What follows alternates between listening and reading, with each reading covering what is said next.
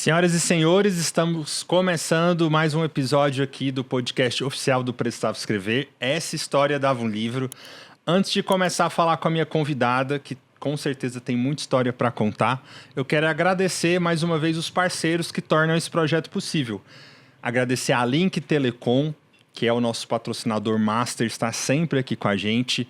O Cicobi Unicentro, Casas Cala, Guilherme Iago, que está aqui atrás das câmeras, organizando tudo isso para a gente. E a SS Interiores. Durante o nosso papo, alguns QR Codes vão aparecer aqui na tela. São empresas da nossa confiança. Mais para o final da nossa entrevista aqui, da nossa conversa, eu vou falar um pouquinho sobre os nossos parceiros. Mas agora eu vou começar a conversar com ela, que é minha amiga, que a gente já se conhece há alguns anos. A gente vai atualizar aqui as últimas notícias, já tem um tempinho que a gente não conversa, mas é a Duda Vieira, que para mim é uma das goianas que mais teve destaque nesses últimos anos aí, principalmente em relação à marca digital, a lançamento, a mentoria, uma pessoa que eu admiro, que cresceu muito. E como aqui, Duda, a ideia é trazer pessoas que têm história para contar e que poderiam escrever um livro da história da vida delas. Desde que eu comecei esse projeto, eu pensei, a Duda, pelo pouco que eu sei da história dela, tem uma história de vida legal e por isso eu te convidei e quero bater esse papo com você. Obrigado por ter vindo, seja bem-vinda. Obrigada eu pelo convite, estou muito feliz por estar aqui, pelo convite maravilhoso. Sei que tem vários convidados incríveis aqui que já passaram por aqui, vão passar também. Então, me sinto honrada de estar entre os convidados e poder contar um pouco da minha história também. Porque geralmente a gente foca tanto no nosso trabalho, Sim, só no que a gente está fazendo hoje, e deixa de contar muitas coisas que já aconteceram e que acabam definindo quem a gente é também, né? Sim, eu vou começar igual eu fiz com a maioria dos convidados. Se tiver alguém assistindo que nunca ouviu falar da Duda, eu queria saber como está você hoje. Depois a gente vai lá para trás para ver como é que essa história começou. Como que é o seu momento atual? Quem é você, profissionalmente, pessoalmente? Perfeito. Meu nome é Duda Vieira, eu tenho 29 anos, quase 30, faço 30 no mês que vem. E hoje eu lidero uma comunidade de mulheres empresárias do digital, a comunidade CEO Digital. E eu tenho como propósito ajudar mulheres a ganharem dinheiro fazendo o que elas amam de fato, utilizando o digital como ferramenta. Então, o meu foco hoje dentro do meu trabalho não é, por exemplo, ensinar pessoas, mulheres, a se tornarem blogueiras. A maioria das minhas clientes, das minhas alunas, elas são prestadoras de serviço, profissionais autônomas e empreendedoras que já entenderam que elas precisam aprender a utilizar as redes sociais como meio para que elas consigam vender mais e atrair o público certo. Então, o meu foco hoje é esse dentro da minha comunidade. Hoje a gente tem mais de 40 mil alunas no mundo todo, muitas brasileiras, mas no mundo todo. E como que é o contato com essas pessoas? É online, tem presencial? Como é que funciona? É online a princípio, né? A gente tem uma comunidade onde toda a minha metodologia está lá dentro. Falo muito sobre posicionamento, sobre conteúdo, narrativas também. Você Sim. que é o rei do storytelling, então vai ser maravilhoso conversar sobre isso. E também sobre construção de senso de comunidade. E uma vez por ano nós temos o nosso evento presencial também para nós nos reunirmos. Acontece aqui em Goiânia? Não, acontece em São Paulo. Em São Paulo. Isso. Tá, então, como a gente está simulando aqui, como se a gente fosse escrever o livro da Duda, vou voltar lá para trás e perguntar como é que foi sua infância. Você é goiana e o que você gostava de fazer? Eu gosto muito de perguntar se tem algo lá atrás na sua infância que você identifica que já era um traço, já era algo que te fez se tornar a Duda Vieira que a gente conhece hoje. Sim, perfeito. Eu sou goiana, nasci, cresci, fui criada aqui a vida toda. Como que eu posso dizer, né? Coisas que me definiram quando eu era criança. Eu venho de uma família, vou falar um pouco da minha família, que eu acredito que isso me define muito. Eu venho de uma família, principalmente da parte do meu pai, que é uma família grande. Meu pai tem 3 irmãos, né? Com ele são 4. E é uma família muito unida. A família do meu pai é uma família muito unida. Então, a vida inteira, eles tiveram uma empresa familiar, todo mundo trabalhando junto e todo mundo se ajudando. E quando eu nasci, a família estava num momento de vacas magras. Então, meu avô havia tido um auge, assim, de trabalho, onde ele tinha conseguido conquistar algumas coisas com a empresa. Mas quando eu nasci, foi numa época que a empresa estava, assim, falindo. E desde quando eu nasci, eu fui a primeira neta, né? A primeira a nascer. E meu avô, ele sempre colocou como prioridade máxima, assim. A gente pode passar fome, a gente pode fazer o que for, mas a Maria Eduarda sempre vai estudar nas melhores escolas. Ela vai ter uma educação que vai ajudar ela a crescer. E eu, assim, cresci muito ouvindo isso, assim, do meu avô e dos meus pais. Por um tempo a gente morou na casa dos meus avós ali, porque quando eu nasci meus pais não eram casados ainda, foi meio de surpresa. Então, eu cresci ouvindo muito isso, assim, a família se apoiando. Quem pagava a minha escola não era só meu pai, era a família inteira, sabe? Todo mundo se juntava para dar um jeito de pagar a escola, para a Duda poder estudar e poder crescer na vida de alguma forma. E acho que isso me define muito, assim, isso me define muito. Então, você estudou onde aqui em Goiânia? Eu estudei no Pequeno Príncipe, quando eu era mais nova, né? Daí, quando acabou ali, era a 4ª série na época, eu fui pro Omni e depois eu fui pro WR. Legal. Então, era estudiosa, que são escolas que exigem bastante, WR principalmente, Sim. né? E eu acredito que... Eu falo que isso me definiu porque isso me tornou uma pessoa muito exigente comigo mesma, assim. Eu me cobrava nesse sentido.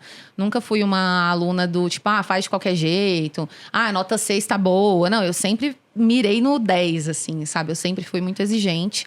E acredito que venha muito disso, assim, de entender que a minha família fez de tudo para que eu pudesse ter essa oportunidade. Então, eu sempre falo que o fato de eu não ser rica... Eu não era rica, minha família nunca foi rica. Mas o fato de eu ter estudado em escola de gente rica, não sendo rica, me definiu muito como pessoa, assim. Me ajudou a abrir um pouco do meu olhar para a questão da riqueza. A normalizar o dinheiro, sabe? Eu comecei a normalizar algumas coisas porque eu ia para casa de algumas amigas minhas que tinham um cômodo só para as Barbies delas. Uhum. E eu tinha uma Barbie. Então eu ia lá com a minha Barbie brincar no cômodo de Barbies das minhas amigas. E por mais que, assim, muitas pessoas me perguntam, né? Mas isso não te gerou algum trauma no sentido de, nossa, você tinha menos que as suas amigas ou você não sofreu bullying por conta disso?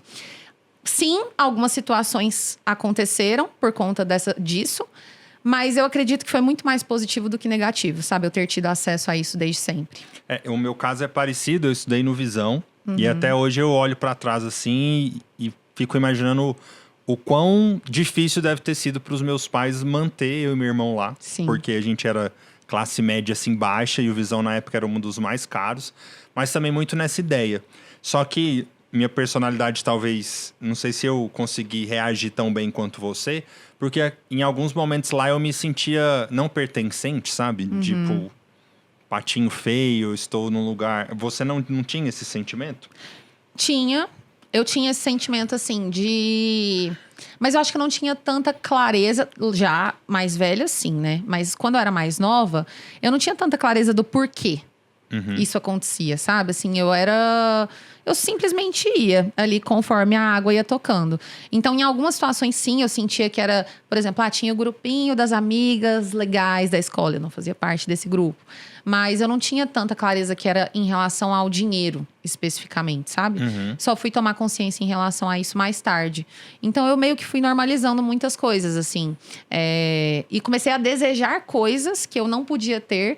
Como, por exemplo, um estojo da Kipling, sabe? Sim. Assim, e todo mundo tinha o estojo da Kipling e eu não tinha.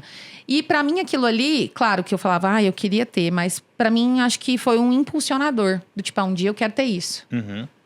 E você era o tipo de criança, adolescente, quando as pessoas perguntavam, quando você crescer, você vai ser o quê? Você já sabia isso? Você descobriu no caminho? Descobri no caminho. Eu não tinha muita clareza em relação ao que eu queria fazer da vida. Mas, assim, eu falo assim, eu me lembro como se fosse ontem, que quando eu fiz 12 anos, eu criei uma consciência muito grande em relação a...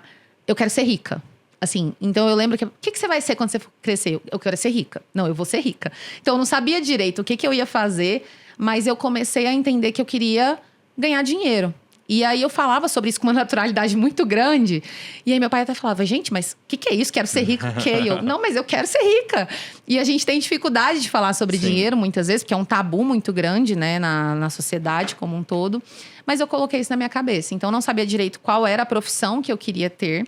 Até porque, se eu fosse de fato seguir a profissão que eu tinha na minha cabeça, eu teria feito psicologia. Quando eu estava ali no final do WR, ali, né, no 3º ano. Eu queria muito fazer psicologia, mas na minha cabeça não dava dinheiro. Eu não ia ganhar dinheiro fazendo psicologia. E aí eu optei pelo direito porque eu entendi que estava meio paralelo ali, era de humanas, mas que era uma profissão que me daria mais abertura. E aí, como foi a faculdade de Direito? A faculdade de Direito foi bem. Eu gostei do Direito, assim. Eu passei os 5 anos na faculdade, conheci meu marido agora, né, no primeiro período. Então, a gente passou a faculdade inteira juntos, namorando. E durante a faculdade, eu fiz muitos estágios. Então, assim, eu quis experimentar muitas coisas para eu entender o que fazia sentido para mim. Até aquele momento, quando eu entrei na faculdade, eu ouvia do meu avô: nossa, graças a Deus a gente vai ter uma neta juíza. Então, o sonho do meu avô, da minha família, era que eu fizesse um concurso público. Sim. E aí, quando eu entrei para a faculdade, eu não sabia direito se era isso que eu queria fazer. Eu comecei a fazer estágios. Então, eu fiz estágio no cartório, aí eu fiz estágio em órgão público, na Saneago, fiz estágio em escritório de advocacia. Eu experimentei várias coisas. E quando eu fiz estágio no órgão público, que foi na Procuradoria Municipal de Goiânia, para mim foi um pesadelo. Assim, não eu gostou. odiei. Eu ia pra lá, eu falo que parece que eu era outra pessoa, porque eu chegava lá e a minha cabeça doía, e eu queria ir embora, e eu era ranzinza, mal-humorada, não queria conversar com ninguém. E eu não gostava de jeito nenhum, assim, pra mim não fazia sentido nenhum. E eu acabei sendo empurrada de lá, porque o salário era bom, assim, pra estágio. Ganhava R$ 1.300 por mês. Na época era um bom salário. Quando eu fazia na Saneago era R$ 600. E aí eu falava, não posso sair porque eu ganho um valor legal aqui como estágio, né? E acabou que na transição de prefeitura, de um ano para o outro, eles tiram todo mundo para depois recontratar, né? Por conta dessa transição de prefeito. E aí eu lembro que a secretária virou para mim: Duda, vai embora e tal, e volta na segunda-feira pra gente refazer o seu contrato. E aí, quando eles desfizeram meu contrato, que eu assinei o distrato, eu falei: eu não volto. Agora que eu tô indo embora, eu não volto mais. E aí, eu não voltei mais. Mandei mensagem pra ela. Falei: olha, acho que eu não vou voltar e tal. E foi aí que eu entrei no escritório de advocacia, que foi o meu último estágio. E foi quando eu me encontrei. Eu falei: não, peraí, isso aqui faz mais sentido pra mim, porque eu consigo empreender sendo advogada. Quanto tempo você ficou nesse escritório até você descobrir o universo digital e começar a fazer o que você faz hoje? Eu entrei para esse escritório no 8º período da faculdade. Então, eu fiquei 1 ano e meio sendo estagiária lá nesse escritório. Quando eu me formei, eu continuei nesse escritório por mais 2 anos. E foi quando eu fui fazendo essa transição para o digital. E eu me tornei alguém que produz conteúdo por conta de uma pessoa que eu conheci no escritório. Então, como que foi essa história? Quando eu entrei para o escritório de advocacia, para esse escritório que eu trabalhava, lá eles tinham 2 áreas de atuação. O primeiro andar era direito de família e o segundo andar era licitações. Eles atendiam algumas empresas. E eu trabalhava nas licitações ali. E eu adorava, eu ficava vendo o pessoal trabalhando na área de família e eu comecei a falar assim: gente, isso aqui é legal, isso aqui começou a me interessar. Só que eles não tinham vaga aberta para trabalhar no outro setor. E tinha uma pessoa que trabalhava lá, chama Camila Mazeira, é daqui de Goiânia também. E ela era recém-formada, advogada iniciante ali, e ela começou a produzir conteúdo naquela época. E eu comecei a observar ela produzindo conteúdo. Que ano que é isso? Isso em 2018. Uhum. E ela começou ali a produzir um conteúdo, advogada iniciante e tal, e eu comecei a observar. E comecei a meio que me prontificar a ajudar ela. Então, eu falava: olha, se você precisar de alguém para tirar foto para você, eu tiro. Se você precisar de alguém para gravar alguma coisa para você, eu gravo. E eu gostei muito, assim. Comecei a ver o movimento dela fazendo. E eu nunca tinha visto isso. E comecei a observar. E observando ela, aquilo ali ficou na minha cabeça. Gente, eu não sabia que seria uma possibilidade para mim. Ela fazia conteúdo pro escritório? Não era pro escritório, ela não mencionava o escritório. Mas era como se fosse compartilhando a jornada dela como jovem advogada. Sim. Isso no Instagram? Isso no Instagram, isso. E eu observava, né? E aí eu coloquei na minha cabeça assim, falei: gente, eu preciso mudar. Olha só, eu precisava mudar lá pro departamento de família para estar mais perto dela. Porque eu queria observar mais de perto aquilo que ela estava fazendo. E nessa época ali, eu ainda estava na faculdade, eu não tinha me formado ainda. Uma advogada que fazia parte da área de direito de família saiu e vagou ali a vaga dela de advogada, só que eu era estagiária. Uhum. E aí eu cheguei nesse dia do meu chefe e falei assim: doutor, seguinte, deixa eu ocupar essa vaga aqui. Ele: Duda, mas você nem é formada ainda, eu ainda estava fazendo prova da UAB e tal. Eu dou conta, doutor, me bota aí, me testa, tipo assim, deixa eu ir. E aí ele deixou. E aí eu comecei a sentar do lado dela. E a gente começou a trocar muito sobre esse assunto. Eu gostava muito da área de direito de família também. Até que chegou um dia que a gente tava num momento de lanche. A gente saiu para tomar um café, eu e ela. E eu virei para ela e falei assim, amiga, o que você acha de eu fazer um post no seu Instagram contando como é ser sua estagiária? A gente tira uma foto nós duas e tal. E eu escrevo o texto contando como é ser sua estagiária. Ela, gostei da ideia. Produzi o conteúdo. E quando eu produzi o conteúdo, na época ela devia ter uns 10 mil seguidores, que era muito. Assim, no direito, ninguém fazia isso. Começou a chegar um pessoal no meu Instagram pessoal querendo acompanhar como é ser estagiária. E aí, dali, eu comecei a produzir conteúdo. Então, eu comecei a divulgar como que era o meu processo de estudos para a OAB, o que eu fazia para passar na primeira fase, para a segunda fase. Eu comecei a vender planilha de estudo para a OAB de R$20, tipo assim, vendia no e-mail. E ali eu comecei a, de fato, olhar para o digital de uma forma diferente. Porque se no estágio eu ganhava R$1.000 por mês naquela época, quando eu vendia as planilhas, eu ganhava R$400, R$500 por mês. E para mim já era assim, incrível. Eu tô ganhando R$500 vendendo planilha aqui por e-mail. O que eu ganho trabalhando assim, o mês inteiro ali no escritório, sentada, indo das 2 às 7 todo dia. Então comecei a virar a chave em relação ao digital. Planilha era uma estrutura que você tinha organizado para os seus estudos. Isso. E aí você ensinava a galera... Era um material, era literalmente um PDF que eu ensinava a pessoa a ler todo o código da UAB antes do dia da prova. E você nem tinha passado ainda? Não, aí nessa época eu já tinha passado. Ah, isso. Tá. Eu já tinha Então, eles queriam fazer o que você tinha feito. Isso, exatamente. Passar. Eu vendia por R$20, aí a pessoa me mandava um e-mail pedindo a minha conta, o número da minha conta, eu passava para ela a conta. Aí ela me mandava o comprovante e eu mandava a planilha para ela. E por que essa galera não espalhava isso? Qual o controle que você tinha? Nenhum, né? Eles poderiam fazer isso se eles quisessem. Poderiam, mas poderiam. Mas na época, não sei se as pessoas faziam isso. Às vezes a pessoa também quer muito o acesso, né? Quer falar com você, comprar de você. Aí eu até personalizava a planilha, botava o nome da pessoa em cima, para ela poder imprimir. Mas também zero controle, a pessoa poderia, de fato, espalhar. Quanto tempo depois disso veio a possibilidade de, não sei, um primeiro lançamento? Ou de você começar a afastar do direito e fazer mais o que você faz hoje em dia? O meu primeiro lançamento, que não teve nada a ver com direito, foi em 2020. Ali, no auge da pandemia, no momento que a pandemia estourou. Durante o ano de 2018 e 2019, né, foi quando eu formei, tirei a carteira da UAB e tudo mais, eu comecei a compartilhar minha jornada como advogada. Eu prospectava clientes utilizando o Instagram, então tive bons clientes vindo do Instagram por conta da produção de conteúdo. E eu vendia as planilhas e cheguei até a fazer uma espécie de mentoria para a segunda fase da UAB, utilizando o meu Instagram. Quando veio a pandemia, o que aconteceu? Todo mundo preso em casa, lockdown. De um dia para o outro, surge uma demanda muito grande de pessoas, advogadas, na grande maioria. Duda, eu preciso aprender a produzir conteúdo. Tipo, tô presa em casa, o que eu faço? E agora? E ali eu falei assim, quer saber? Eu tô em casa, presa sozinha, vou gravar um curso ensinando. E aí eu lancei meu primeiro curso, que se chamava InstaRex. Foi um produto que custou R$107. Gravei em casa.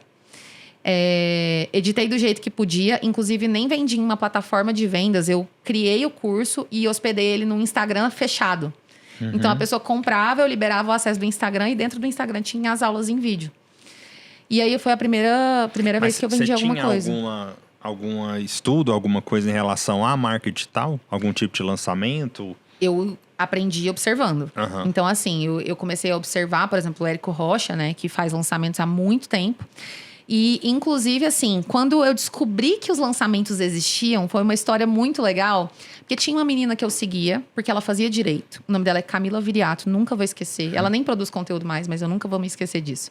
Ela produzia conteúdo, ela fazia direito e ela postava umas fotos bonitas de viagem e tal, e eu seguia ela. Teve um dia que ela postou nos stories dela, ela tava numa banheira, assim, no final do dia, tomando banho de banheira, com um Apple Watch. E tinha uma notificação de vendas, assim, no relógio dela de, sei lá, R$1.000. E aí ela tirou uma foto e colocou assim, mais um 6 em 7. E aí quando eu vi isso, eu falei, gente, essa menina faz direito. Ganhando R$1.000 do nada, uma notificação de venda. O que é isso? E aí eu pesquisei o que significa 6 em 7. Descobri, R$100 mil em 7 dias. Falei, essa menina fez 100 mil reais em 7 dias, peraí. Aí eu fui pesquisar o que era 100 mil reais em 7 dias, o que é lançamento e tal. Comecei a observar esse mundo. E aí, na minha cabeça, na hora que eu vi, eu, assim, me lembro exatamente o pensamento que eu tive. Na hora que eu vi essa story dela e que eu entendi o que significava, eu pensei assim, se ela conseguiu, eu consigo. Tipo assim, ela faz direito, tinha a minha idade. Se ela conseguiu, eu consigo. Então, foi mais uma questão de descobrir como. Como ela fez isso. Sim. E aí, eu comecei a observar lançamento, como que as pessoas faziam. E o primeiro lançamento que eu fiz, que foi esse, foi muito na base da observação. Então, o pessoal bota um bônus aqui, vou botar. A página tem que ser mais ou menos assim. Eu mesma criei a página. Foi tudo assim, intuitivo, mas seguindo o que eu observava que dava certo. E como que foi o resultado desse primeiro? Muito bom. Na época, pra mim, foi muito bom. Eu vendi por R$107, né? E foram mais ou menos 700 alunas. Nossa, muita coisa. Você Foi tinha quantos assim, seguidores?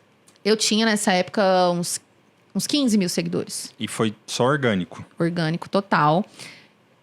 Uns 15, 20 mil seguidores. Eu não sei o que aconteceu. Eu acho que realmente é porque tava todo mundo em casa, precisando aprender. Eu falo que eu era a pessoa certa, no lugar certo, na hora certa, assim. E aí, quando eu fiz isso, que foi, tipo, 70 mil reais, né? Eu lembro de olhar para esse dinheiro e pensar assim, gente, eu nunca mais vou ver esse dinheiro na minha vida. Assim, eu dei muita sorte. Na minha cabeça, assim, eu dei muita sorte. Que cagada. Assim, foi meio isso. Tava no lugar certo, na hora certa, pessoa certa. Eu preciso pegar esse dinheiro e guardar, porque eu nunca mais vou ver esse dinheiro na minha vida. Vou seguir minha vida como advogada e vou guardar esse dinheiro, porque esse dinheiro vai me salvar de algum aperto que eu posso passar. Então, meu primeiro pensamento não foi, isso aqui vai virar meu negócio principal. Eu pensei que você ia pensar, não, então agora eu vou replicar, vou fazer mais bem feito e vou ganhar mais ainda. Meu primeiro pensamento foi assim, gente, dei muita sorte, legal, mas assim, isso aqui não faz parte da minha realidade. Na época, eu era advogada há menos de 2 anos, então eu ganhava em torno de, 5 mil por mês. Quando eu vejo 70 mil reais, pra mim foi assim, o que é isso? Sim. Assim, eu não soube lidar direito. Então, foi um processo, assim, para eu entender que eu poderia replicar aquilo, que dava para fazer de novo. E aí, a partir do segundo lançamento, eu tive, durante 1 ano, mais ou menos, 1 ano e meio, eu tive uma agência, coprodutora, que me abordou, viu o que eu tava falando e falou, Duda, dá para fazer de novo. Aí eu falei, peraí, dá para fazer de novo. E aí, eu fui desenvolvendo e melhorando o processo, até que... Hoje, você não tá mais com essa equipe? Não, já tem uns 3 anos. Eu lembro que eu conheci os meninos, um deles... Foi com você lá no escritório uma vez? Foi. Um rapaz alto? Esqueci o nome dele. Nossa, eu não lembro quem foi. Mas já tem uns 3 anos, mais ou menos, que a gente tá com a equipe própria. Eu saí da coprodução e montei minha equipe. O segundo lançamento continuou crescendo? Sim. O segundo lançamento foi muito bom também, porque na época... Até a gente tava falando aqui nos bastidores, né? O orgânico era muito surreal, né? Assim, era pouca competição, poucas pessoas faziam lançamento na época. Então, assim, a gente investia, 3 mil reais em tráfego e o lead custava 10 centavos, 15 centavos. A gente fazia lançamento de 300 mil reais investindo 3 mil em tráfego.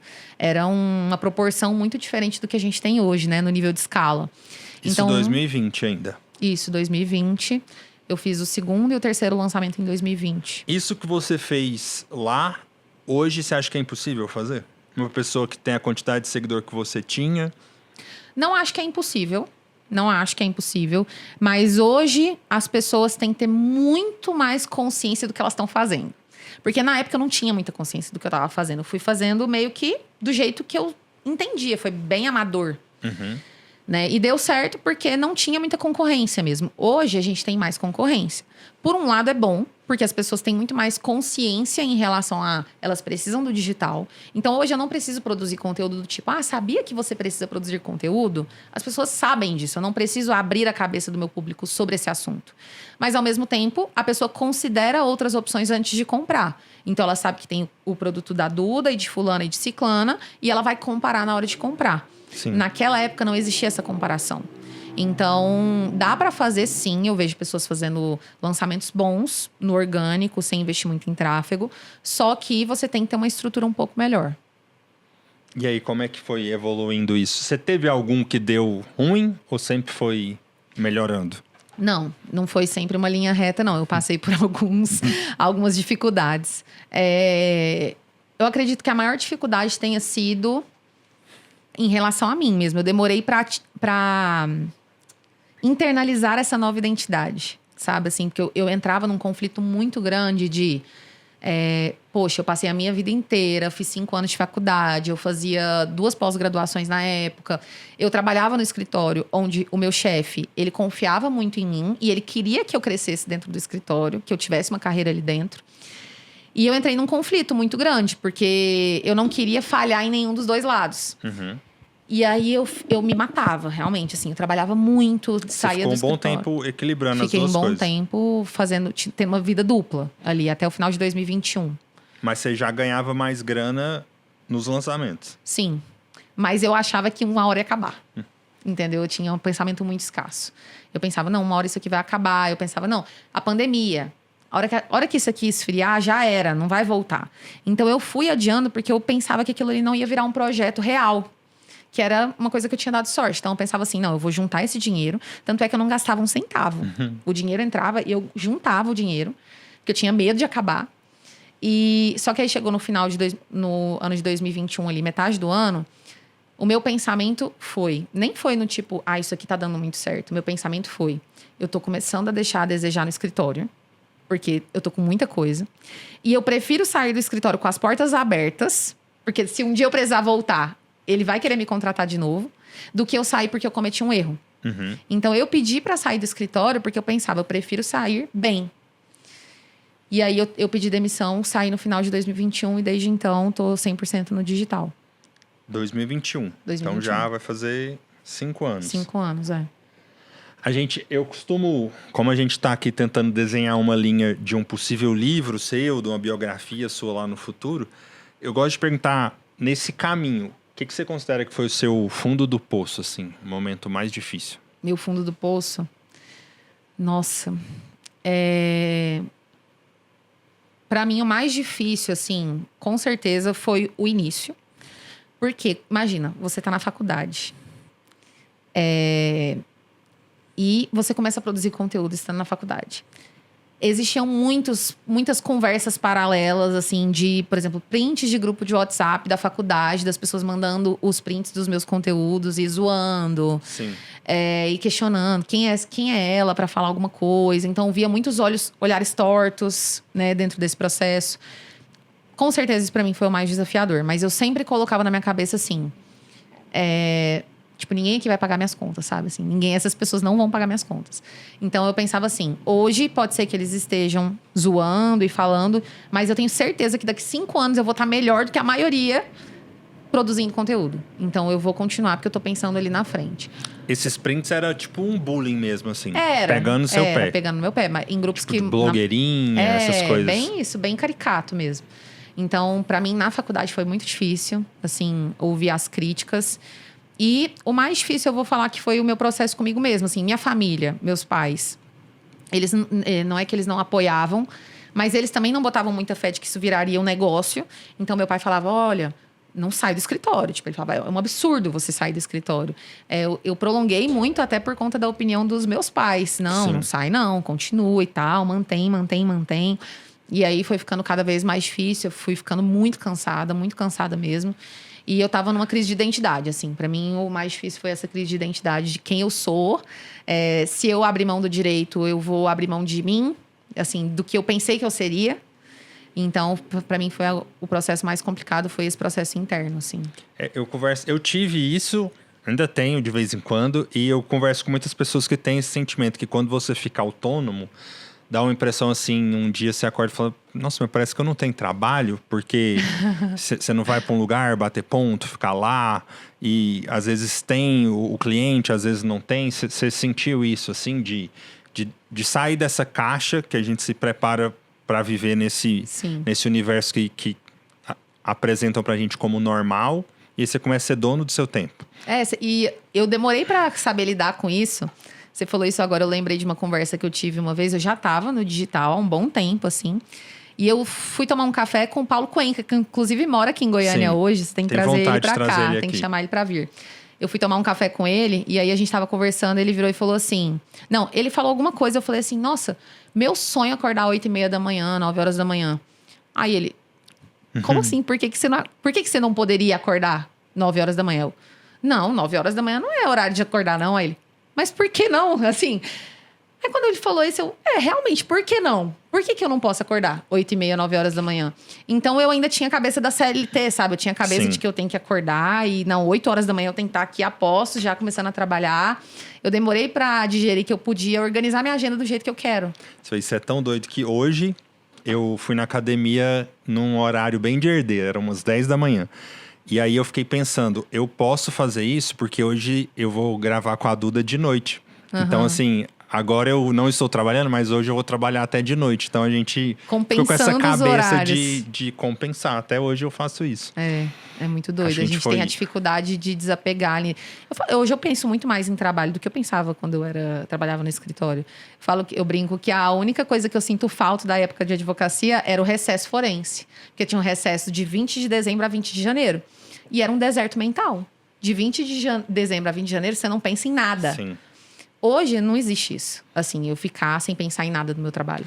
Quando eu fui professor por muitos anos, né? E uma das vantagens de você trabalhar em escola é porque são 2 férias no ano. Tem 30 dias em julho e depois tem uns 45 dias dezembro, janeiro. Sim. E é isso de pensar, nossa, eu só volto a trabalhar daqui 30 dias. E você não tem preocupação nenhuma durante esse tempo. A gente não para, né, assim, só dormindo, se você não sonhar, porque tem aquelas horas ali um pouquinho antes de dormir, quando acorda, como a gente trabalha com a nossa mente, é pensando, né? Você tem a mente, assim, muito acelerada de ideia, de... Tenho. Eu tenho. O terror da minha equipe é quando eu mando, gente, e se... Não. Porque eu sempre tenho uma ideia que o povo, não é possível que a Duda vai lançar mais algum aqui. Eu tenho uma palestra que eu falo sobre criatividade, e aí esse é um dos sinais. Quando a criatividade quer dar o ar da graça, uma das formas dela fazer isso é o e se. Aí eu falo, toda vez que alguém perto de você começar uma frase com e se, presta atenção. Porque a criatividade dela tá gritando. Sim. Ela tá falando pra você, olha, tem um outro jeito de fazer. É uma ideia diferente. Preste atenção, porque geralmente vem coisa boa depois de um e se. Só que até as ideias boas, a minha equipe fala, Duda, suas ideias são boas, mas nem todas são executáveis. Então, até as ideias boas, você tem que pensar se vale a pena ou não fazer, né? Porque senão você acaba se embolando com um monte de coisa. Mas eu tenho a cabeça, eu tenho muitas ideias. Eu acho que o difícil, dentro do Precisava Escrever, por exemplo, é porque são pratos girando, né? E a gente tá ali tentando equilibrar todos eles. Uma ideia nova é um prato a mais. E aí pode ser que você vai ter que deixar um cair ou deixar de dar atenção. E aí é difícil fazer essa escolha. Não, isso aqui já tá dando certo, mas e se eu vier um novo? E se eu fizer tal coisa? Principalmente no início do empreendedorismo. Eu acho que assim, você tem que focar em manter um prato. Assim, às vezes a gente vai tentar fazendo um monte de coisa ao mesmo tempo. Aí eu já quero lançar 10 produtos de uma vez. E aí você não consegue focar em nada. Então, eu falo assim, primeiro foca em fazer uma coisa dar certo. Aí daqui a pouco você pega mais uma, daqui a pouco você pega mais uma. Porque quando eu comecei a, pelo menos, ter essa ascensão no meu trabalho do digital, oportunidades começam a surgir. E uma coisa que eu demorei para entender foi que quando alguém te apresenta uma oportunidade, é porque ela tá vendo alguma coisa em você que você não tá vendo. Então, se uma pessoa te faz um convite, né? No início, eu tinha muito essa sensação de assim... Nossa, esse convite aqui é irrecusável. Nossa, eu tô muito honrada com esse convite. Só que eu não conseguia perceber que se essa pessoa está me fazendo esse convite... É porque ela também tem um interesse aqui, né? Uma relação de troca. E não que seja um problema. Mas pra mim era... Não, eu tenho que fazer o que for. E eu não conseguia falar não. Então, eu ia acumulando um monte de coisa pra não falar não pras pessoas. Porque eu tinha medo de fechar portas. E isso acabava... voltando para mim em algum momento, né? De todas essas ideias que você tem milhares aí, qual que você acha que foi a mais genial, assim, a mais que deu certo? Você falou, putz, aqui eu tava inspirada. Bom, para mim, sempre as narrativas, assim. As narrativas, elas são o grande diferencial que eu acredito que eu tenho, assim, na minha comunicação. Quando a gente vai fazer os lançamentos, inclusive, o momento que eu falo, que eu senti assim, não, peraí. Eu tô dentro do digital, assim. Eu entrei na bolha do digital mesmo aqui. Foi quando eu fiz o meu primeiro lançamento temático. Foi um lançamento onde a gente se inspirou no La Casa de Papel. Na época, estava muito em alta o La Casa de Papel. E eu vi um vídeo do Whindersson Nunes. Era uma propaganda que o Whindersson Nunes fez pra Netflix para divulgar o La Casa de Papel. E quando eu vi, eu achei tão incrível o vídeo, assim. Era uma propaganda tão legal. Falei, quer saber, vamos fazer alguma coisa inspirada nisso aqui. E aí a gente fez o lançamento, eu fui na casa do povo, tipo, invadindo a casa das pessoas pra mostrar o hack do ano, o hack do algoritmo e tal. E naquele momento, a gente chamou a atenção das pessoas do digital. Então, eu lembro que, por conta desse lançamento, o Thiago Nigro me chamou pra fazer um podcast lá junto com ele. E aí, quando eu cheguei lá, ele, olha, Duda, que tá todo mundo falando do seu lançamento, tá todo mundo querendo saber como foi. Eu, caraca, tipo, cheguei... Sabe, assim, pra mim foi meio que... Nossa, as pessoas estão falando sobre isso. Então, as melhores ideias pra mim, assim. E é quando eu me sinto mais inspirada, é no momento que eu tô construindo as narrativas dos lançamentos. E todo lançamento tem uma história antes. Todo lançamento tem uma história antes. Não necessariamente são sempre histórias relacionadas a um filme ou a uma série. Mas todo lançamento tem uma história. E sempre é a ideia do produto primeiro e depois a história, ou acontece ao contrário? Eu tenho... Depende, assim. Meu processo de criação é muito visual. Então, a minha referência... Eu ter uma referência visual é muito importante pra mim. Só que sempre parte, assim... O ponto principal é como as pessoas estão se sentindo agora. Então, por exemplo, quando eu fiz esse lançamento do La Casa de Papel, era muito sobre engajamento, algoritmo, você ter 10 mil seguidores, o arrasta pra cima. Eu lembro que na época, você vai conquistar o arrasta pra cima. Hoje, a minha comunicação tem zero a ver com isso. Com algoritmo, com hackear o Instagram, com ganhar 10 mil seguidores. Porque as pessoas, elas não é isso. Elas querem ganhar dinheiro, não importa quantos seguidores você tem. Então, para mim, parte muito do sentimento do público, como as pessoas estão se sentindo, como elas desejam se sentir e qual é a ferramenta que eu posso entregar para que elas passem a se sentir melhor. Então, agora a gente vai fazer um lançamento que tá com a narrativa do De Repente 30, daquele filme, né? De Repente 30. E aí, pegando o seu universo, né? Pegando o meu universo, porque eu vou fazer 30 anos agora. Sim. Aí a gente vai fazer De Repente 30. E aí tudo gira em torno do sentimento da personagem de Repente 30. Que é, eu quero ser mais velho, eu quero ser mais velho, eu quero ter 30 anos, porque com 30 anos eu vou ter muito sucesso. E de repente você tem 30 anos e você não tem o sucesso que você imaginou que teria. Então, esse sentimento de frustração consigo mesma, né? Eu achei que eu estaria muito melhor do que eu tô. E a minha vida é completamente diferente do que eu gostaria que ela fosse. E aí a gente constrói toda a narrativa em torno disso. Então, precisa ser uma história que se conecta com o público. Com as minhas seguidoras. Sim. E o pessoal, geralmente o seu público compra, alguém que fez parte de um lançamento anterior, compra o próximo e vai comprando? Sim, tem muito isso. Repete muito, assim, de onde a Duda for, eu vou. Ah, você fala a mesma pessoa comprar e recomprar várias vezes. Sim, muito. Eu acho que esse é o grande trunfo de você ter uma comunidade, né? De você construir uma comunidade.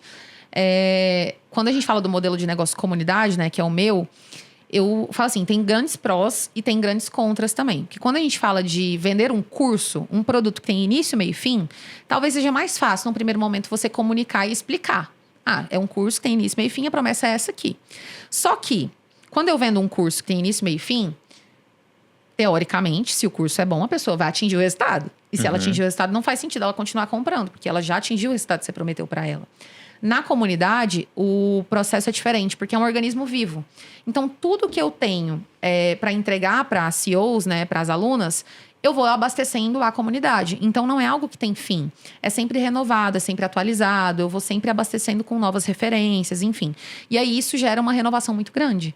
Porque se a pessoa sair, ela vai perder o que vem por aí. O que vem a partir de agora. Sim, entendi. Como que tá a sua equipe hoje? Quantas pessoas trabalham no... Você falou que montou uma equipe interna, como que é isso? Hoje a gente tem umas 40 pessoas na equipe. 40? É. Mas é cada um num lugar, tem um escritório? 100% home office. 100% home office. Nossa, Duda, é muita gente. O que essa galera toda faz? Tem comercial, tem arte, tem tráfego. Isso, copywriter, tráfego, pessoal de vídeo, de edição, administrativo, jurídico, marketing. E a sua agência lança produtos que não são da Duda? Não. 100% seu? 100% focados nos nossos produtos, nosso ecossistema. 40 pessoas. Teve uma época que eu tive 16 e eu já pensava assim, até te perguntar, tinha um número que era assim, eu preciso atingir esse número porque a partir daí é lucro. Tipo, exemplo, sei lá, o custo do escritório tá em 80 mil. E aí, todo começo de mês eu pensava, putz, eu tenho que fazer 80 mil para pagar tudo isso zerar. aqui. E a partir daí eu começo a ganhar dinheiro. Essa estrutura toda grande assim, não te assustou em algum momento? Assustou. Quando começou a crescer muito rápido, assustou. Mas o bom do digital, de você ter um negócio digital, é que, na verdade, o custo de operação, na maior parte, é pequeno. Então, por exemplo, eu não tenho um custo de estoque, como empresas físicas têm. Sim. Um custo de escritório. Não tenho esse custo que muitas empresas têm. Então, na verdade, o nosso custo ele costuma ser menor. A nossa margem de lucro é maior do que de negócios que dependem dessa estrutura física, né?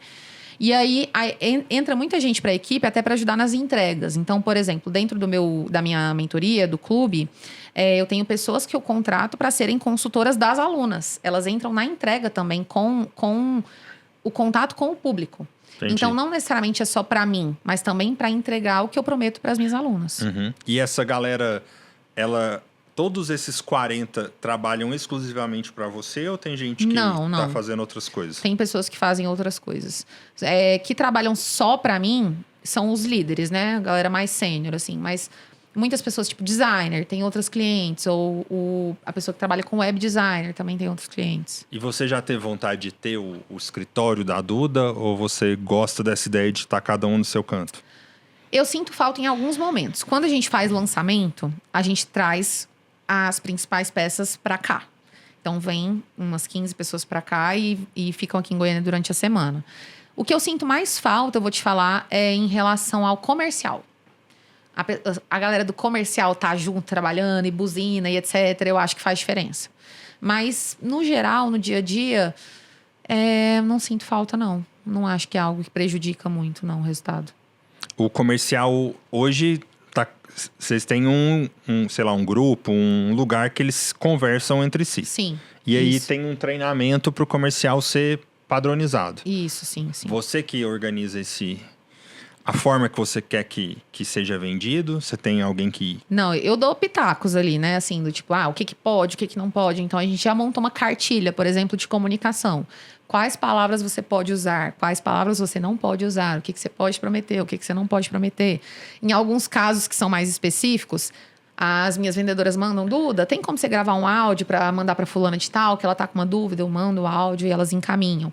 Mas, no geral, hoje a gente tem os heads que tocam a operação. Então, eu tenho mais contato com os heads e os heads levam essas informações e criam as estratégias com o time. Entendi. Eu tô no Instagram desde 2013. Tipo, muito tudo tempo. mato.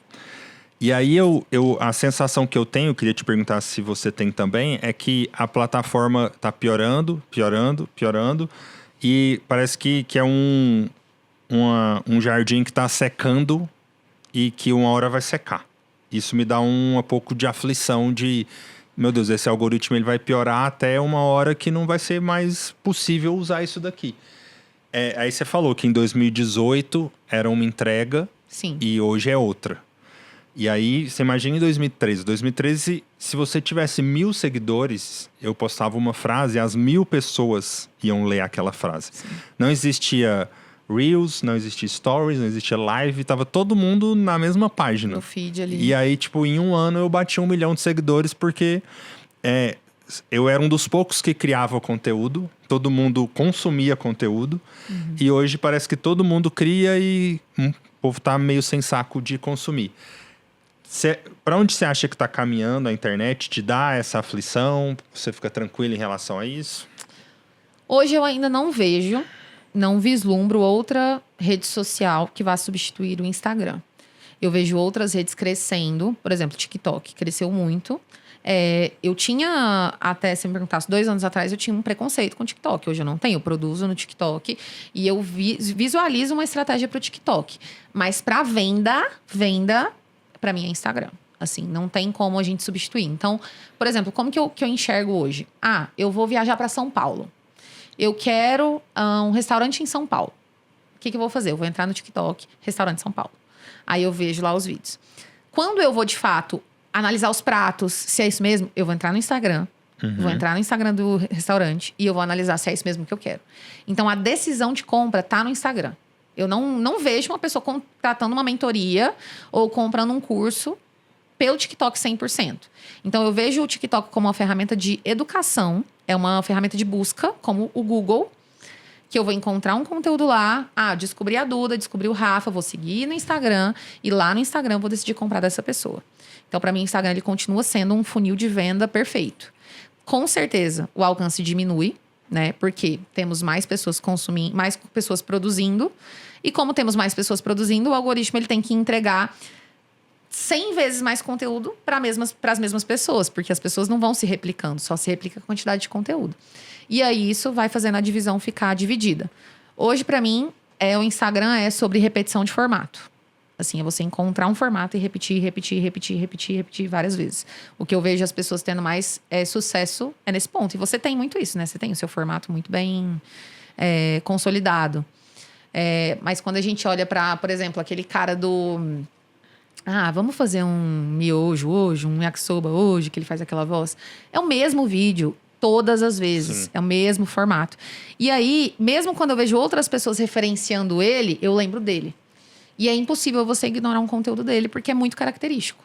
Então, para mim, é sobre você encontrar um formato e martelar esse formato o tempo inteiro. Eu tenho uma mentoria para jovens escritores que eu falo isso, que todo influenciador de sucesso, eu tenho a impressão que ele tem um carro-chefe. Tipo, ele é lembrado por isso. É igual você vai num restaurante e falar, o camarão daquele restaurante é muito bom. Então, você precisa ter uma coisa que as pessoas... segue esse cara porque ele faz isso. Uhum. Mas aí também do lado de cá, a gente corre o risco de cansar dessa coisa que a gente repete sempre. Sim. Às vezes eu faço isso tem 10 anos, tem hora que eu penso, putz, eu queria mudar a fonte, queria escrever de outro jeito. Aí fica meio dividido. Entendo pouco e usei poucas vezes campanha com tráfego pago. Sim. Mas eu escuto as pessoas falarem que está cada vez mais caro, mais difícil. Como que você lida com isso? É que o tráfego pago é a mesma coisa do tráfego orgânico. São mais pessoas anunciando. E aí, tendo mais pessoas anunciando, o custo vai aumentando, né? Para o seu anúncio aparecer para a quantidade de pessoas, você vai ter que investir mais do que você tinha que investir antes. Então, de fato, o custo vai aumentando. Esse ano, agora, a Meta começou a repassar uma parte do imposto que ela paga para quem investe em tráfego. Então, aumentou 12% o custo de tráfego por conta disso. Por isso que eu não gosto de depender de tráfego. Então, assim, existem pessoas que constroem os seus negócios digitais 100% baseados em tráfego pago. E eu acho muito perigoso. Se você não tem uma base orgânica, se você não constrói uma relação ali com a sua base de seguidores, que fazem questão de te acompanhar, que estão ali no seu Instagram o tempo todo, é muito perigoso. Qualquer coisa que acontecer no Meta ali pode acabar atrapalhando muito, muito o seu trabalho, né? Então, para mim é uma junção das duas coisas. O tráfego eu utilizo, igual a gente vai fazer um lançamento agora. Eu invisto em tráfego, para mim é importante. Só que a maior parte do tráfego que eu invisto é para o meu público quente. Ou seja, são pessoas que já interagiram com o meu conteúdo orgânico em algum momento. Então, o conteúdo orgânico, ele é a base da minha estratégia. Entendi. Hoje, você falou que a sua mentoria, seu produto principal, são para mulheres. Você não tem um produto para homens. Tem alguns homens lá. Não é um problema, não tá é um vetado. excludente. Eu falo que não pode ter masculinidade frágil, porque eu uso muito termos femininos, né? Então, eu falo minha irmãs e tal. Mas o que eu falo para mulher também cabe para o homem. Então, temos alguns homens também. A mulher que está assistindo a gente agora... que está te conhecendo hoje, o que você pode ajudar ela? Eu posso ajudar na questão de você, de fato, construir um posicionamento que vá te ajudar a atrair clientes bons. Então, qual que é a grande dor do meu público hoje, assim, que eu enxergo muito de quando as pessoas chegam para mim? É uma mulher que já sabe que ela precisa produzir conteúdo. Então, imagina, por exemplo, uma advogada, uma nutricionista, uma maquiadora. Ela sabe que ela precisa produzir conteúdo para atrair clientes. Ela não é preguiçosa, não é uma pessoa que não quer fazer nada, que só quer o caminho mais fácil, que quer ganhar dinheiro, sei lá, divulgando tigrinho, não é isso. Ela quer divulgar o trabalho dela, só que ela tá tentando há muito tempo, ela tá cansada, ela tá exausta, porque ela faz um monte de coisa no dia dela. Ela não tem tempo sobrando para produzir conteúdo, e o tempo que ela tem para produzir sai péssimo. E ela não tem resultado nenhum. Então, começa a passar pela cabeça dela. Será que vale a pena? Será que ainda que ainda vale a pena começar a produzir conteúdo no Instagram? Ai, será que o Instagram tá morto? Ai, será que eu tô velha demais pra isso? E a pessoa começa a achar que não vai dar certo. Só que a grande realidade é, se você olha pras pessoas no geral, todo mundo compra no Instagram.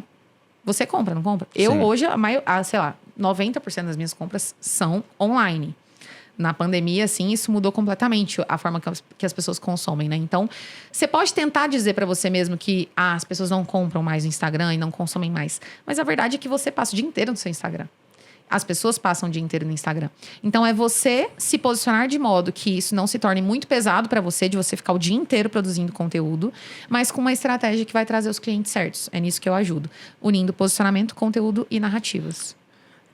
Você acha que é treinável ser uma boa influenciadora ou tem alguma coisa assim que é nata? A pessoa tem habilidade, tem uma pessoa ali que vai ter muita facilidade e outra que pode treinar o tanto que for que não vai rolar. Tem pessoas que têm facilidade, né? Tem pessoas que parece que nasceram pra isso, assim. Até tava vendo o BBB lá, por exemplo, a Ana Paula, que tá no BBB, todo mundo fala, gente, parece que ela nasceu pra estar num reality show, né? A pessoa já nasceu com esse dom, parece, assim.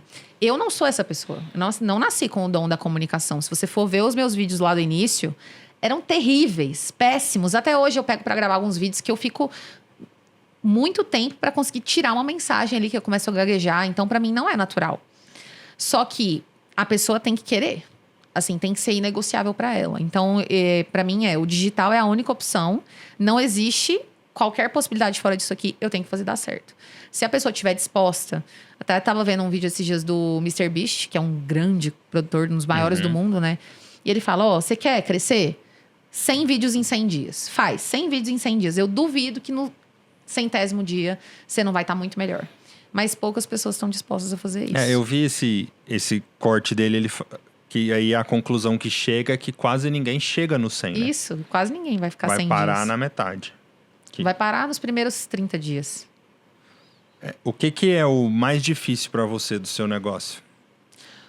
O mais difícil para mim é gerenciar pessoas. Produzir conteúdo para mim não é difícil hoje, assim. Eu tenho facilidade com isso. Tenho muitas ideias, então produzir conteúdo para mim não é difícil. O que é difícil para mim e assim, hoje, como meu marido, nós somos sócios, ele trabalha comigo, ele cuida muito da parte administrativa, ele me blinda muito disso. Mas o que é mais difícil para mim por exemplo, tá acontecendo um problema na empresa. Vamos supor, vou dar um exemplo, sei lá. Uma aluna mandou uma mensagem reclamando porque aconteceu alguma coisa no suporte que ela não gostou.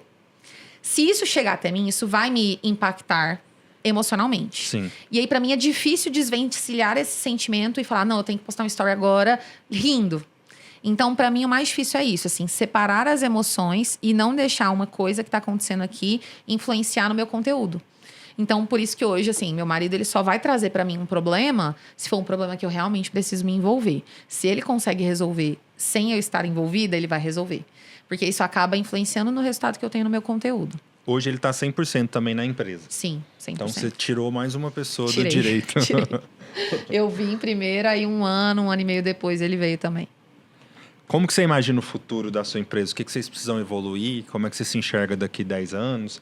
Você falou em off que tem planos de ser mãe, aí você vai dar uma desacelerada.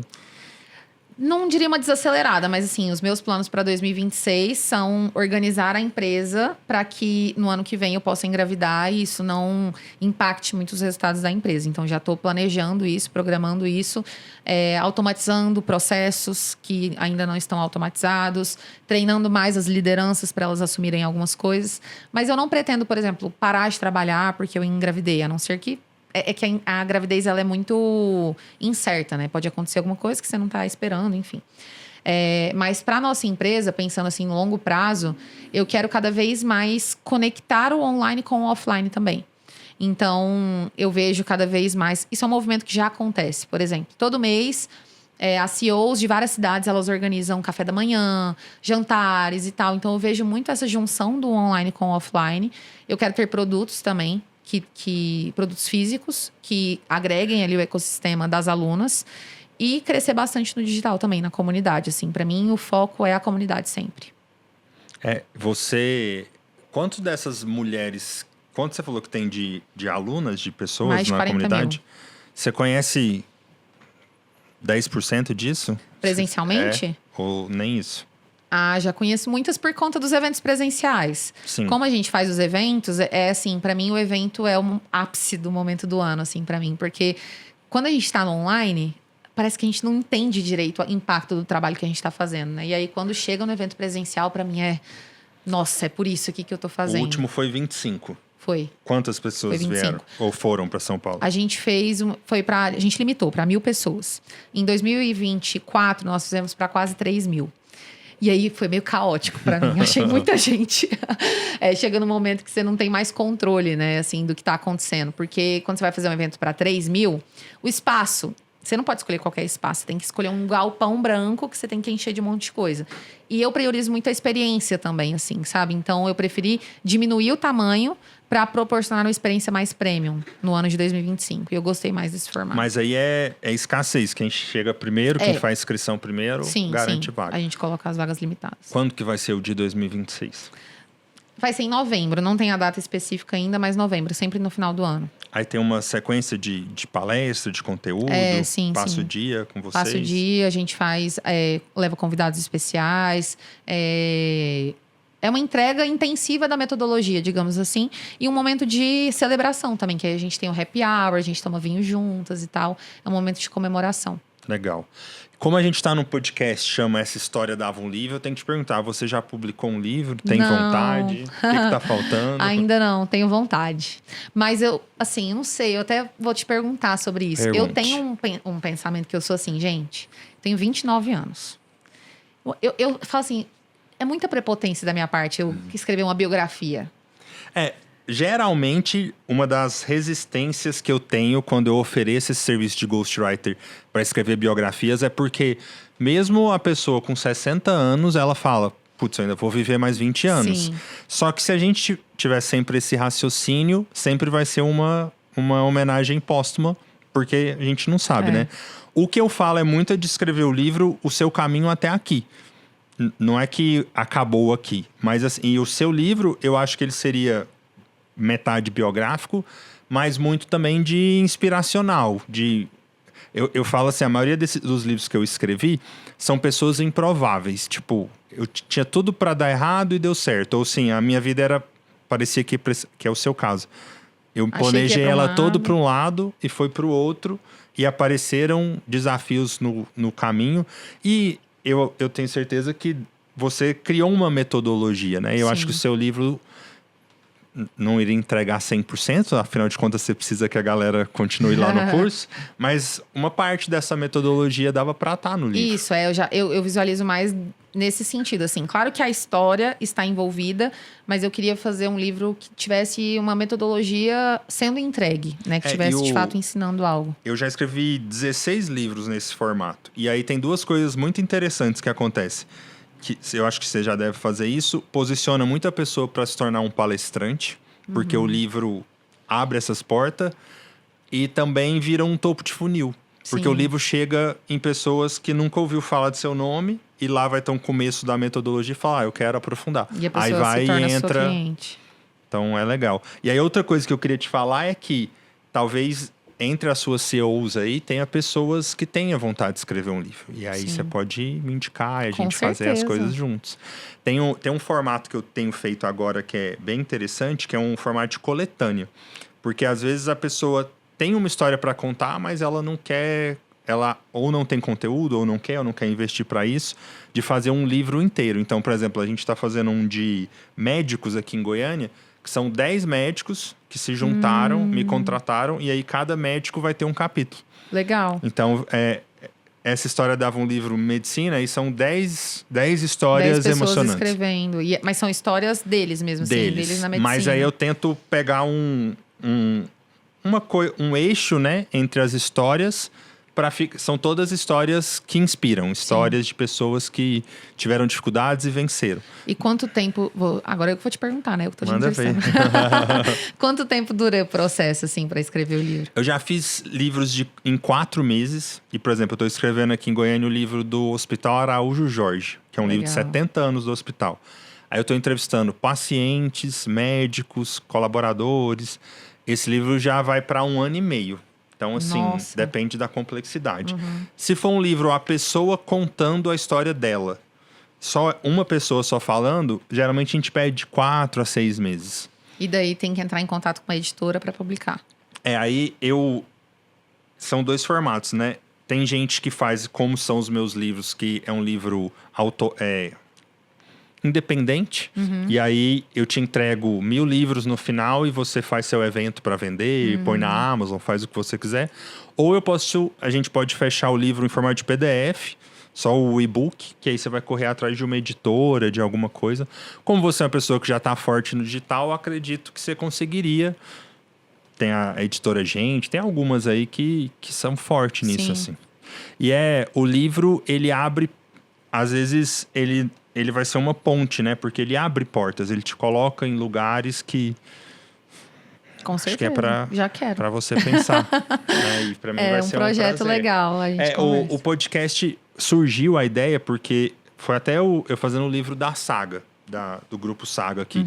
Tava entrevistando o CEO deles, o Fernando. E aí a Saga, quem criou a empresa foi o seu Toninho. E ele já faleceu, tem 5 anos que ele faleceu. E agora os filhos que tomam conta. Já tá indo pra 3ª geração. E aí, uma hora, eu acho que é a habilidade de fazer a pergunta certa, né? Ele falou assim que o topo de uma empresa é muito solitário, falando que tem que tomar decisões importantes sozinho. E aí, não sei porque eu perguntei pra ele, quando você tem que tomar uma decisão dessa, você conversa com seu pai? E aí ele encheu o olho d'água e falou assim, curioso você me perguntar isso porque é isso que eu faço. Eu faço uma oração conversando com ele e às vezes vem a resposta. E eu tava só com um gravador. E, tipo, eu pensei, cara, eu tinha que ter filmado isso. Porque quando você entrevista essa galera, igual agora eu tô fazendo com você, sai muitos insights. Aí eu pensei, eu já tô fazendo um podcast sem fazer. E aí foi quando surgiu a ideia de, ao invés de entrevistar as pessoas só com gravador, eu vou trazer pra cá. Aí quem já tá fazendo livro comigo, a gente grava assim. Igual você, que eu acho que tem potencial pra escrever um livro. E a gente... Que legal. Nossa, adorei. Agora, pra fechar, eu tenho umas perguntas de bate-pronto aqui pra você. Perguntas comprometedoras? Talvez. Não, mas não são, não. Você tava falando do sonho de ser mãe. Vocês têm planos de 1, 2, 3? Tem número? Não tem? 2, provavelmente. 2? Eu vou esperar o primeiro. Geralmente é assim. Duda Vieira. Se a sua história fosse um livro, quem seria o herói? Quem seria o herói? Eu mesmo? Você mesmo. Não vale repetir, tá? Você mesma já foi. Qual seria a sua maior inspiração? Minha maior inspiração Olha, dentro da minha jornada de como foi construída, eu diria que minha maior inspiração foi a Camila. Que foi quem me inspirou a começar. Sim. Hoje é uma das minhas melhores amigas e foi quem me inspirou a começar. A que criava conteúdo. Sim. Você falou que ela nem queria conteúdo mais. Cria. Ela é advogada, muito bem sucedida. Teve uma outra pessoa na história que você falou que, acho que foi a antes dela, que não cria mais. Foi a da notificação de vendas. Isso. É porque também chama Camila, mas a que eu tô falando é a Camilão mesmo, que trabalhava no escritório. Se a sua história fosse um livro, qual o seu maior medo? Meu maior medo, eu sinto que eu tenho muito medo de perder. Medo de perder. Mas é no sentido de derrota ou no sentido de perder alguém? Perder não, algo? Muito no sentido de... talvez eu demorei para entender que eu era merecedora daquilo que eu estava conquistando. Então, eu sempre pensava que em alguma hora eu ia perder.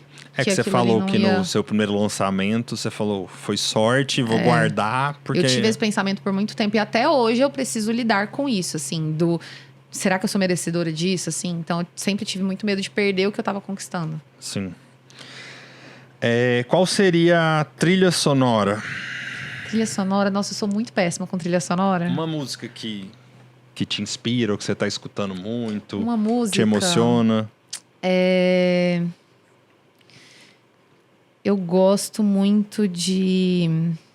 É que assim, eu sou uma pessoa que escuta pouca música, pouco música, assim, no dia a dia. Eu escuto mais na hora que eu vou pra academia. Mas uma música que poderia marcar... Eu diria que é City of Stars. Sea of Stars. City of Stars. City of é Stars. do filme do La La Land. Um dia inesquecível. Um dia inesquecível. O dia mais inesquecível da minha vida foi um dia que foi na minha lua de mel, que eu estava em Santorini e eu fiz um passeio de barco. Acho que foi o dia que caiu a minha ficha, assim. Eu chorei muito nesse dia. Que caiu a minha ficha, que eu tava naquele lugar e eu falava, cara, isso aqui é a minha vida, sabe? Assim, eu lembro de eu repetir, assim, eu ficava, cara, isso aqui é a minha vida. Eu realmente estou nesse lugar, eu não tô sonhando. Então, foi um dia inesquecível pra mim. A sua lua de mel foi só Grécia ou vocês fizeram Foi outros só lugares? Grécia. É o nosso... Eu e minha noiva temos esse desejo. Nossa, aí. vale muito a Estamos pena. organizando. O passeio Vou de pegar barco em umas dicas com Santorini. vocês. No final do dia, é porque a gente bebe vinho o dia todo, né? Então, no final do dia, eu olhava assim no pôr do sol e eu chorava. E eu, gente do céu, eu não acredito que essa aqui é a minha vida. Coisa mais linda. Vocês foram em Creta? Creta, Santorini, Mykonos e Atenas. Atenas, é o que a gente imagina. Vou pegar esse roteiro com Nossa, você. eu te mando. No livro da sua vida, qual foi o seu companheiro fiel?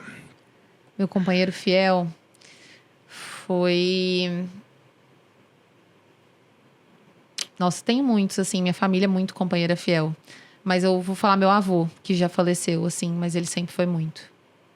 Mas por um motivo especial, ele lá atrás, na infância, nos estudos? Desde sempre, assim. Eu acho Conselho. que ele sempre aconselhou muito e ele sempre me achou muito incrível. Então, Legal. assim, Cenário favorito? minha casa, com certeza. Que é onde você mora hoje. Onde eu moro hoje. O maior aprendizado durante a caminhada? Maior aprendizado Para mim, o maior aprendizado é que o perfeito é inimigo do feito. Acho que quando a gente fica esperando demais a circunstância perfeita, o momento perfeito, a virada perfeita, as coisas não saem do lugar, assim. Então, eu aprendi a ser muito executora. Eu sou muito prática hoje em dia. Tem uma frase, que talvez fosse até melhor do que essa que eu falei agora, que foi o meu chefe que me falou, inclusive, quando eu era advogada. Ele falava o seguinte: o que não tem solução, solucionado está. Então, quando chegava lá no escritório, ele falava, gente, não cheguem com problema pra mim. Se tiver um problema, você chega com um problema e 3 soluções. Porque o que não tem solução, solucionado está. Então, não adianta você ficar remoendo o que já aconteceu, o problema que já teve, o erro que já cometeu. Se não tem solução, já era, sabe? Olha daqui pra frente. Sim. Tem uma história, não sei se você já escutou, mas você vai gostar. Diz que tinha Vou lembrar bem da história aqui.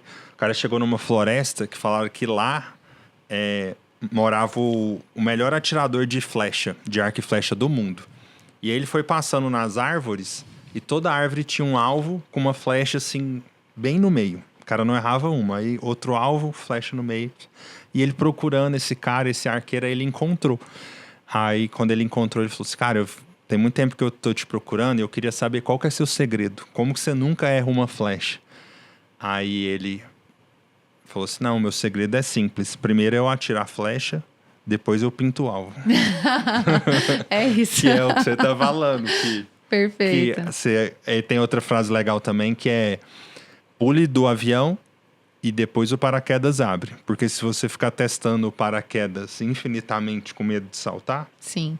Não adianta você ficar... Tem uma historinha que eu gosto muito também, que fala o seguinte, que na Itália, né, assim, um senhor todos os dias se joga nos pés de uma estátua, assim, de um santo, e ele chega e fala, por favor, me ajuda a ganhar na loteria, por favor, me ajuda a ganhar na loteria, por favor, eu quero ficar muito rico, me ajuda a ganhar na loteria. Ele passa anos e anos e anos, todo dia indo lá no pé do santo e pedindo, por favor, me deixa ganhar na loteria.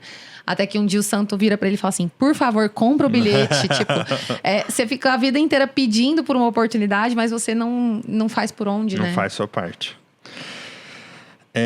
Qual seria o seu vilão? Não precisa necessariamente ser uma pessoa, pode ser um sentimento, Meu uma situação. vilão seria a vergonha, assim. Eu sempre tive muita vergonha.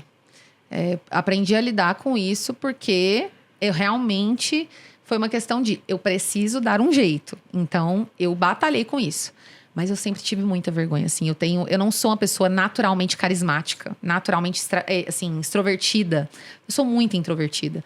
Então, eu faço um evento presencial, por exemplo, pra mim é maravilhoso. Mas no outro dia eu pareço um defunto, assim. Ninguém conversa comigo. E é uma coisa que eu tenho que lidar. Então, essa vergonha, esse sentimento, assim, de ficar mais apática, de querer ficar em casa. Pra mim, o natural é esse. E eu tive que lidar com isso. Eu sofro com isso também. Bom, acho que perguntei tudo. Vou fechar com... Se a sua história fosse um livro, qual seria o título? Qual seria o título? Pode ser assim, Duda Vieira, alguma coisa. Seja CEO da sua própria vida. Seria. Hoje é um mantra, assim, é um nome, é um slogan. Sim, é um slogan muito forte. De onde surgiu isso? Eu vou te falar que eu não lembro da primeira vez que eu pensei nisso, assim. Mas quando a gente começou a comunidade, o nome não era esse. O nome era Comunidade Dudaflix, que é um péssimo nome, né? Comunidade Dudaflix. E era o nome que a gente tinha, que foi quando a gente lançou na época do La Casa de Papel. Uhum. E aquilo ali me incomodava muito. A gente, Comunidade Dudaflix, parece que é muito egocêntrico, né? Tipo, uma comunidade pra me assistir. E, na verdade, uma comunidade não gira em torno da figura do líder. Precisa ser sobre as outras pessoas. Então, eu fiquei muito tempo pensando em o que representa elas e não me representa. E aí eu cheguei nesse termo de CEO da própria vida, né? Porque quando a gente fala de uma mulher empreendedora, eu não quero só que essa pessoa ganhe mais dinheiro. Eu quero que ela tenha poder de escolha.